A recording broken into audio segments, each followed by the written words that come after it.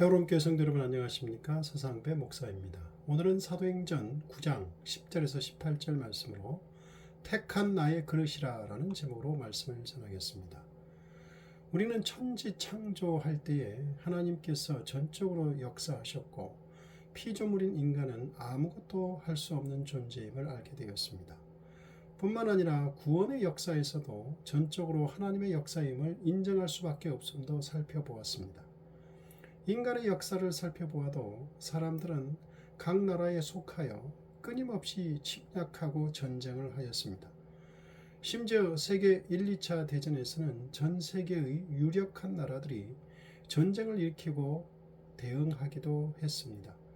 앞으로 3차 세계대전이 일어난다면 핵전쟁이 될 수 있어 인류는 전멸할 수도 있기에 지금까지 서로가 조심하고 있기는 합니다. 그럼에도 지금도 러시아와 우크라이나는 전쟁 중입니다.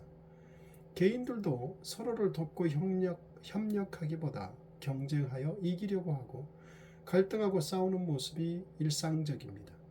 이런 모습을 볼 때 인간은 스스로를 구원할 능력이 있더라도 인간을 구원하기보다 멸망시킬 가능성이 훨씬 크다고 보입니다.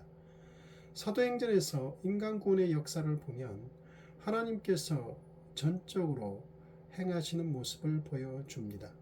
사울의 회심과 구원 사건을 보면 더욱더 명확합니다. 사울은 스스로 회심할 의지가 전혀 없는 사람입니다. 아니, 적극적으로 기독교를 박해하는 사람입니다.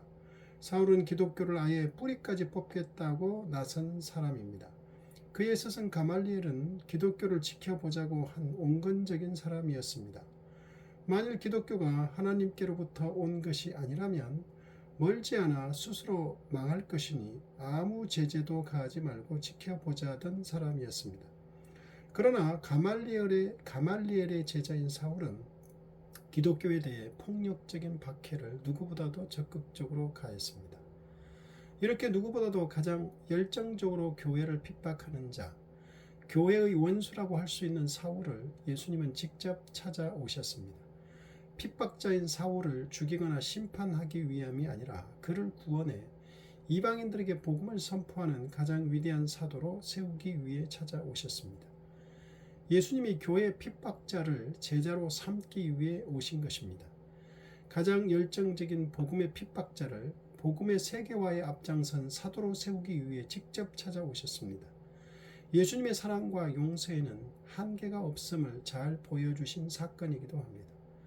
사울이 회심하는 사건은 매우 유명하기도 하지만 특별하기도 합니다. 예수님이 환상 중에 직접 말씀하셨습니다. 사울은 눈을 떴으나 사흘 동안 보지 못했습니다.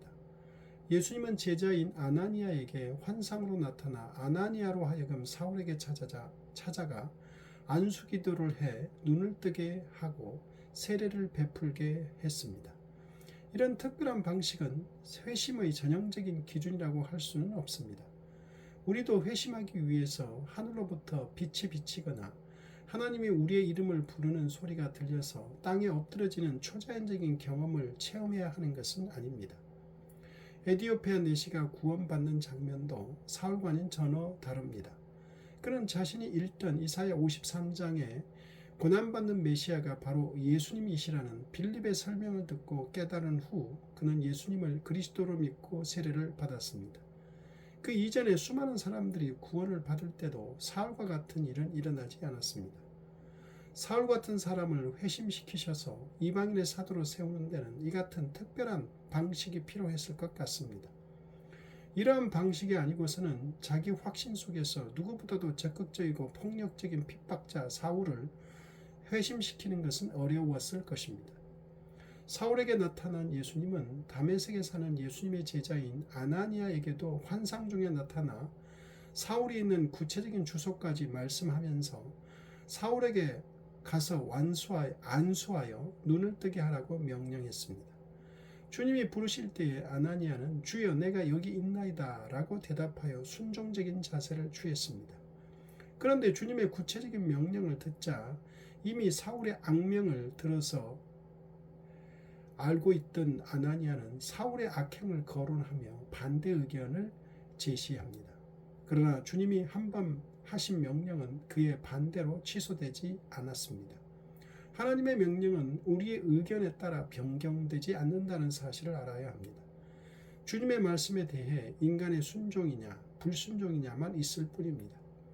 그리고 예수님은 사울에게도 아나니아라는 사람이 그에게 와서 안수하면 다시 눈으로 보게 될 것이라고 환상 중에 말씀해 두셨다는 사실을 아나니아에게 말씀하셨습니다. 차질이 생기지 않도록 이 일의 당사자인 사울과 아나니아 두 사람 모두에게 환상 중에 나타나 말씀하셨습니다.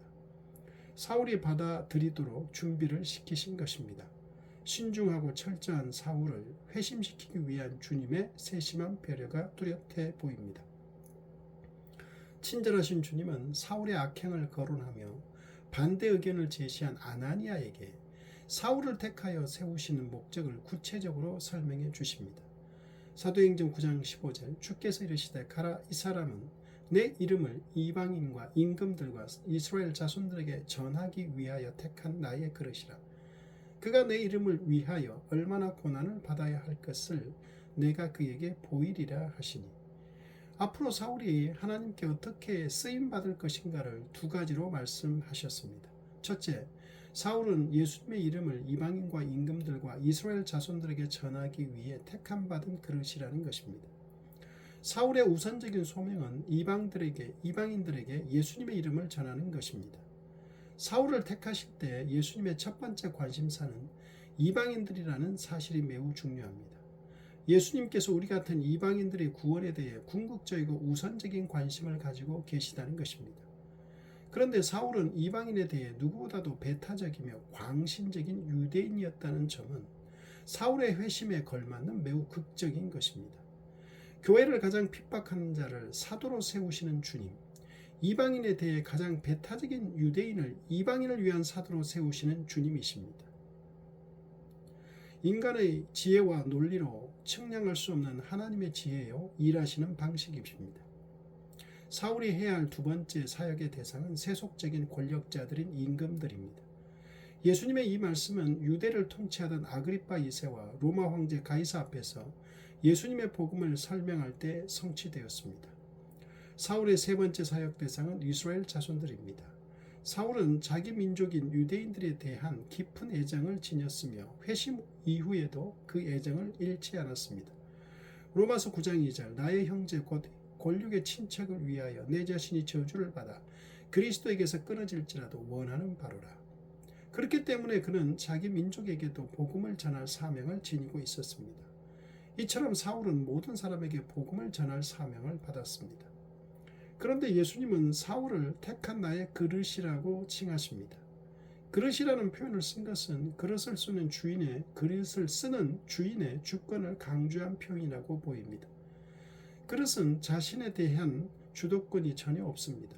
전적으로 그릇을 택하여 쓰는 주인에게 있습니다. 어떤 그릇을 쓸 것인지, 택한 그릇을 어떻게 쓸 것인지는 모두 전적으로 주인의 마음에 달렸습니다. 주님께 택함받은 이후에 사울의 쓰임새가 전적으로 주님께 달렸습니다. 사울도 부름받은 이후로는 절대적인 순종의 삶을 살았습니다.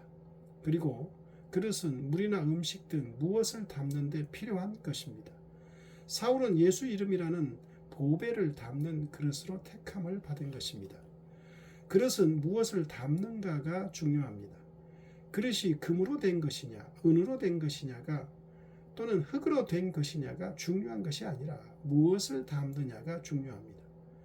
아무리 금으로 된 그릇이라도 인간의 탐욕이라는 쓰레기를 담는다면 쓰레기통이 되지만 질그릇 같은 인생이라도 예수 이름이라는 보배를 담는다면 보배 그릇으로 쓰임받는 것입니다. 예수님은 사울을 보배를 담는 그릇으로 택하셨다고 하십니다. 둘째, 사울은 예수님의 이름을 전하는 과정에서 많은 고난을 받을 것이라고 말씀하십니다. 예수 믿는 성도들을 결박하고 신문하고 핍박했던 사울이 이제는 오히려 예수님을 대변하는 자로서 많은 핍박을 당하게 될 것입니다. 실제로 사울은 그의 사역을 시작하자마자 많은 고난을 당합니다. 사울이 회심했음을 알게 된 유대인들이 사울이 유대교를 배신했다고 생각해 그를 죽이려고 했습니다. 성도들을 핍박하려고 간 다메섹에서 사울은 회심한 후 예수 이름을 전하다가 다메섹에서 죽임을 당할 뻔했습니다. 다행히 예수님의 제자들의 도움으로 도망을 칠 수 있었습니다.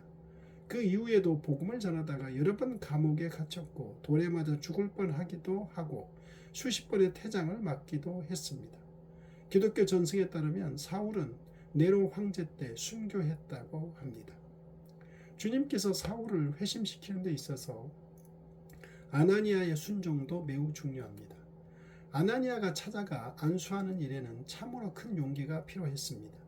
아나니아는 환상 중에 찾아오신 예수님께 자신이 들은 바로는 사울이 매우 위험한 사람이라고 했습니다. 여러 사람의 말에 따르면 사울은 예루살렘에서 주의 성도들에게 적지 않은 해를 끼친 사람이라고 말하며 걱정과 우려를 표했습니다. 그런데 예수님은 우리아는 아나니아에게 며칠 전에 사울에게 어떤 일이 있었는지 전혀 말씀하지 않고 그냥 가라고 하셨고 사울을 부르신 소명만을 구체적으로 말씀해 주셨습니다. 사울은 이미 교회를 핍박하는 자로 명성을 날렸고 다메섹에 온 이유도 주님을 따르는 자들을 잡아 예루살렘으로 압송하기 위해서였습니다. 아나니아가 사울을 찾아가면 그도 역시 잡혀갈 수 있습니다. 그러므로 아나니아가 사울을 찾아가 안수하고 세례를 베푼 것은 하나님께서 그에게 용기를 주시고 인도했기 때문에 할 수 있었던 것입니다. 아나니아는 사람들에게 이미 들은 정보가 있고 그 정보를 들은 후 자신의 판단도 이미 섰습니다. 그런데 주님은 사울에게 일어난 변화를 알려주지 않고 사울에게 찾아가 주님이 명하신 일을 하라고만 했습니다. 그럼에도 아나니아는 주님을 믿고 담대히 사울에게 찾아가 주님의 명령대로 순종한 것입니다. 사울은 자신을 가리켜 율법의 완벽한 자라고 했습니다. 빌립보서 3장 6절 열심으로는 교회를 박해하고 율법의 의로는 흠이 없는 자라. 그는 율법을 누구보다 잘 알고 있을 뿐만 아니라 율법에 대한 열정으로 교회를 핍박했습니다. 율법에 대해 흠이 없을 정도로 잘 알고 실천하였기에 자신에 대한 확고한 신념을 가진 사람이었습니다. 그런데 예수께서 환상으로 충격적인 자극을 사울에게 가했습니다. 게다가 눈을 떴으나 3일간 아무것도 보지 못하게 되었습니다. 그런데 예수님께서 환상 중에 보내주시겠다던 아나니아가 약속대로 찾아와서 안수하니 못 보던 눈이 떠졌습니다. 눈을 뜨자마자 일어나 즉시 세례를 받았습니다. 세례를 받은 사실은 그의 의지와 지성과 감정이라는 전인격에 있어서 완전한 변화를 하게 되었다는 의미입니다. 스스로 내면적인 갈등과 결단으로 이렇게 회심한 것이 아니라 예수님의 외부적 자극으로 회심한 것입니다. 그 이후에 사울은 온전히 예수님께 순종하고 성령의 인도함을 따라 행하며 사는 사람이 되었습니다. 아나니아도 자신이 들은 정보가 있고 판단이 있지만 예수님의 말씀을 듣고 담대하게 순종하는 사람이 됩니다. 우리는 예수님을 주님으로 영접한 거듭난 사람들입니다. 거듭난 사람은 자신의 의지와 판단에 따라 살아가는 인생을 사는 사람이 아니라 주님의 말씀대로 순종하며 담대하게 사는 사람입니다. 주님의 말씀대로 순종함에 있어서 성령께서 주시는 담대함이 있기를 기도합니다. 아멘. 하나님 아버지, 우리가 우리의 생각과 욕심과 의지대로 살지 않게 하시고 성령께 인도함을 받고 주님의 말씀에 전적으로 순종하는 삶을 살게 하여 주옵소서. 주님의 말씀대로 사는 것이 성령의 인도함을 받는 길임을 다시 한번 알게 하여 주옵소서. 예수님 이름으로 기도드립니다.